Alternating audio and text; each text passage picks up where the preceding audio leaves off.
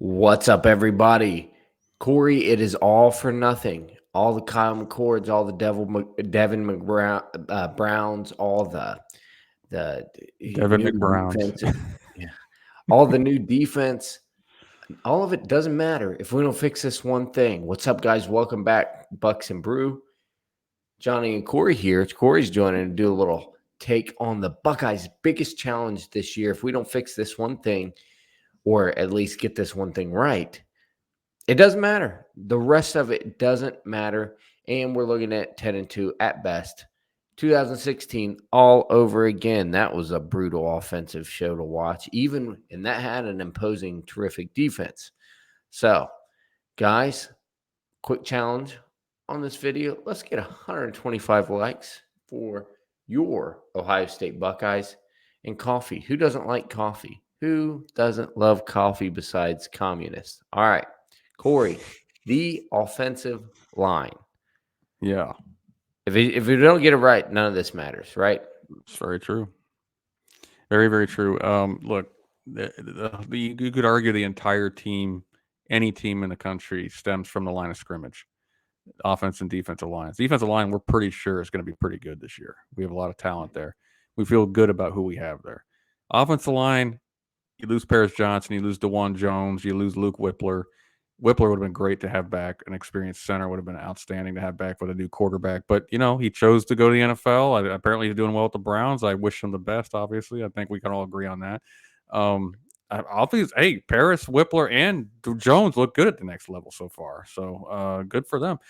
But, now you got to replace the center and the two tackles. I mean, the two guys that are entrenched right now, obviously, Donavan Jackson, Matt Jones. But we got to look at who's going to replace those centerpieces that we had. And if you don't have the offensive line set and ready to go, the whole offense can fall apart. I don't care. Give me your Marvin Harrisons, give me your Trey Hendersons, your Mine Williams, you can give Tom Brady back there. It just doesn't matter if your offensive line can't block. Yeah, you're right. And that's the three most look, I have a theory. Interior linemen suck. Unless they're named Wyatt Davis, I've not been impressed with one in a long time. And I know Donavan Jackson was supposed to be great. Hopefully he's better this year. He was okay last year. Just wasn't what I was expected by watching his recruiting film, because that guy looked like the second coming of a Caterpillar bulldozer. And then, okay, so if all interior linemen suck, okay, your center is probably the most important there because you got to get the snap right, the cadence, count, etc. Okay. We all know tackles are actual athletes, barely, but they are actual athletes. You can be built worse than me and be a offensive lineman. You can be a slob, and they even called them slobs at one point, remember? So, but the most important positions at offensive on the whole line, the tackles, obviously left tackle, then right tackle and center. Everybody. It's not like Ohio State did something wrong by having to replace them. Guys go to the league, you have to replace them. That's just part of it. I think it's a culture issue. I think the whole thing's falling apart. We put them in the NFL's Urban Meyer's leftover culture. Yeah, it is. As people are going to the NFL, you have that right. They don't have this problem at Indiana. They just don't. You guys can stay for 9. We need to emulate Indiana. I think where people stay for 5 years. Yeah, I'm interested in the audience take. Yay or nay for O-line. Cory, I am going to tell. All right, I want to do a count to 3. And you say, what besides O-line, what you think is the biggest threat to this team.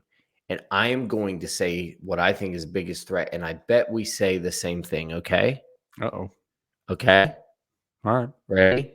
1, 2, 3. White supremacy. Oh.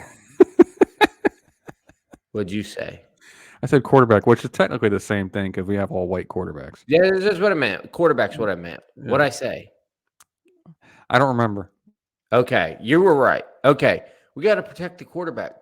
Cory, but all right, let's for real. What's your biggest concern?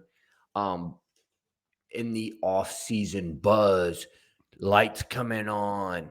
He is as Flying to the ball. advertised. All those offseason buzzwords. What's your biggest concern in what you're hearing? I mean, it's interesting. I can go with what it's counterintuitive, but when Ryan Day is praising the offensive line, I'm a little concerned about it. It's like, I think they could be one of the best offensive. Okay, come on, man. Nobody's buying that. So Cory's concerned because the buzz has been positive. I mean, it just sounds like you're like, no, it's really great back here. Every time we hear like the defensive line is just ripping them apart, but it's mostly peaceful, but fires have been started. Exactly. Buildings are burning down, but it's mostly peaceful. No, exactly. When Ryan Day says, yeah, I think they had a chance to be one of the best in the country. I was like, maybe they do, but it just seems to me like, yeah, but you're replacing 2 tackles in a center. I'm not going to buy that. Like all of a sudden, the next we haven't recruited like exceptionally well. On the offensive line, pretty good, but not like, oh man, we just got road graders everywhere. We're good. It's just a matter of like, who do we think can be good next?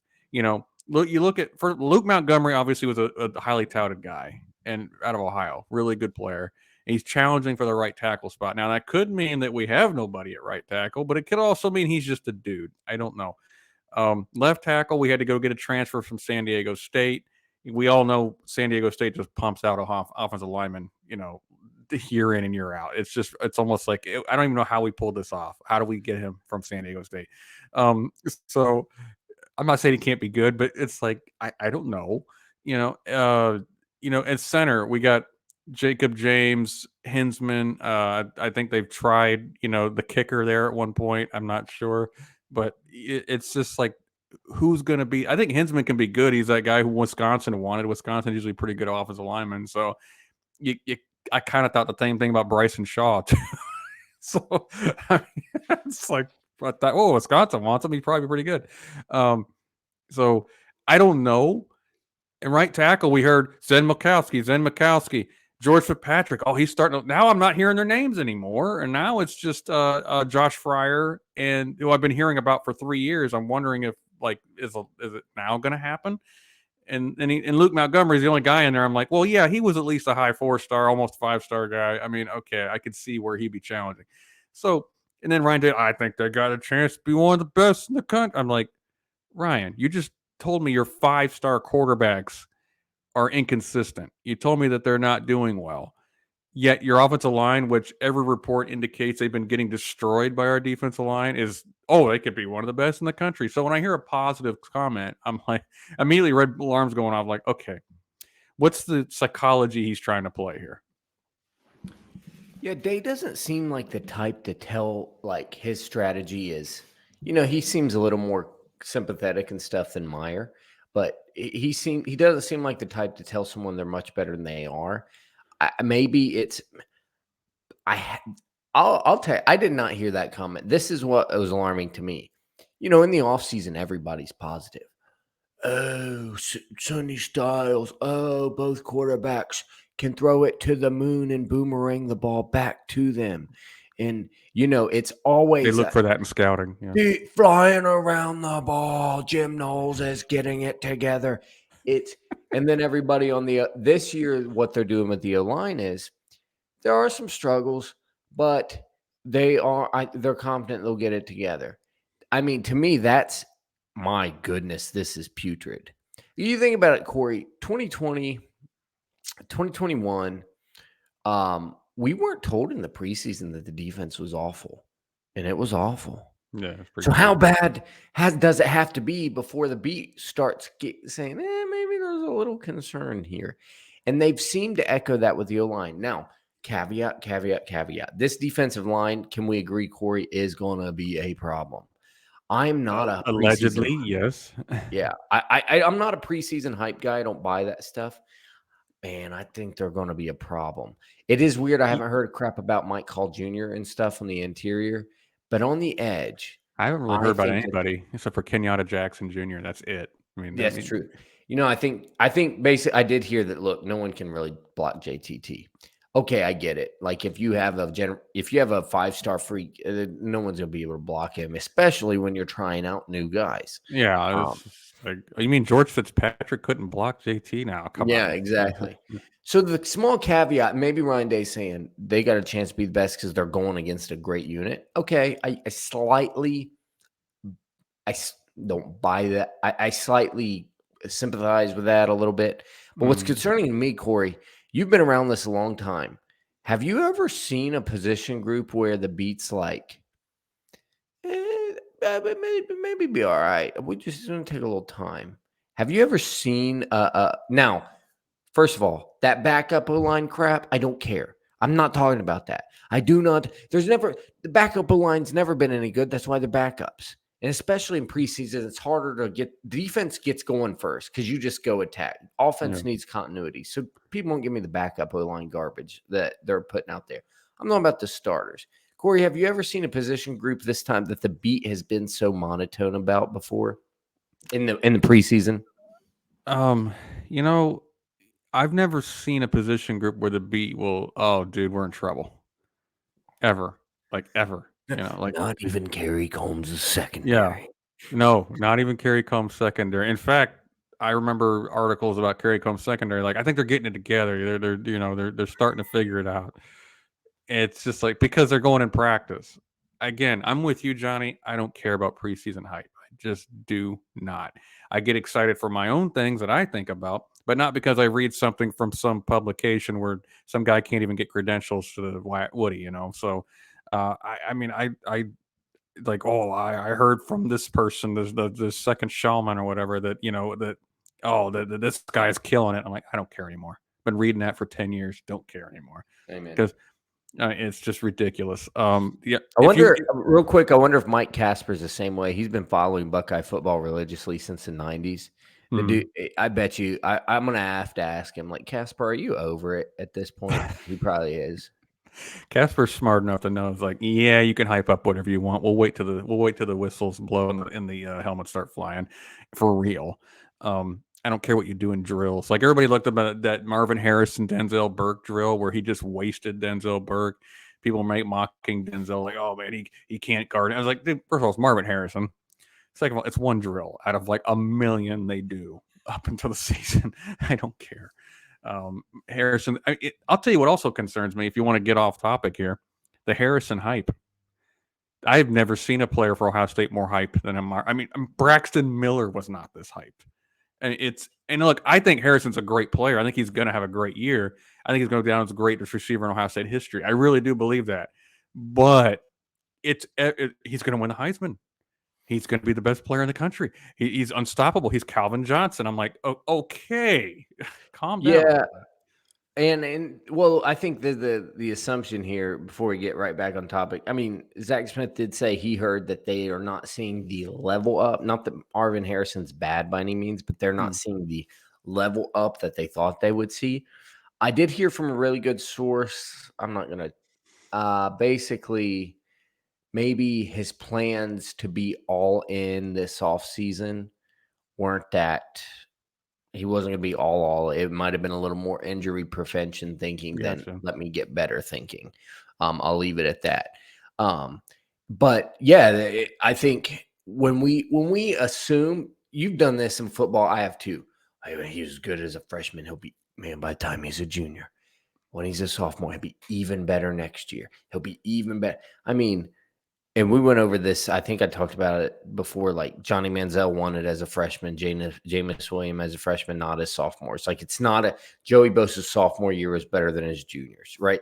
There's not always a climb upwards. CJ Stroud's Rose Bowl against Utah guarantees his next season he will. Sometimes you peak, yeah. Sometimes you just peak, and that's it. Exactly. So, yeah, I think both of us are in agreement. There is zero chance besides injury unless he suffers another JSN, where he gets ripped in half, literally. He's going to have Thanos just snapped half his body away. He did. I'm not RIP. But no, I think everybody thinks he's going to be fine. Let's real quick, Cory. We got to wrap it up. Yep. Summarize your biggest, your feelings on the O-line. Audience, I'd like you to try to predict your starters, but Cory, take it away and just kind of bring it home to why we were really positive yesterday. Why do we have to come back to earth and be melancholy today? We don't want to get our hopes up. I've had too many experiences where I would look on paper and say the offensive line looks really good, and then they're kind of mediocre to good. They're okay. I'm not expecting much out of this O-line, but just keep McCord or Brown, whomever it is. I think it'll be McCord off his back and open some lanes for the running backs, and they can make plays. Just hold your block enough. You don't have to be superstars. You don't have to be NFL linemen all across the line. It'd be helpful if you were, but it just be good enough. And I do think the defense will be improved, and I think the offense has plenty of weapons to the point where we can still be national title contenders and still win the games we need to win. But not having that, oh my gosh, this offensive line's a killer, that could cost you in the playoff if you get there, so it could cost you against the team up north. I mean, that's the concern. That's got to be the biggest concern is the offensive line. We'll see how it goes. I do think Justin Frye is a good coach. I just think he came into a situation where it was top heavy and he's trying to develop underneath. So it's not a Justin Frye criticism. It's just, it is what it is. It's what it's the table as it's set for him. I agree with that. And I think, man, you don't realize how good tackles are till they leave. The best tackles, sometimes it's just because you never heard their name all game. Yep. And that means they had a mauler of a game if you never heard their name. So, all right, guys, remember to like, subscribe, and come back again. We are going to continue to do this. My coffee's empty. I got to go to get another cup. Cory and I have to get to work. We really appreciate you guys. If we've earned your subscription, we would love that. Free Buckeye content right here. Myself, Cory, Shane Larson. You just got 3 sources to continue keeping pumping Buckeye football. So subscribe, help us grow this thing, and we're going to do all kinds of fun stuff. As always, goodbye, God bless, and go Bucks.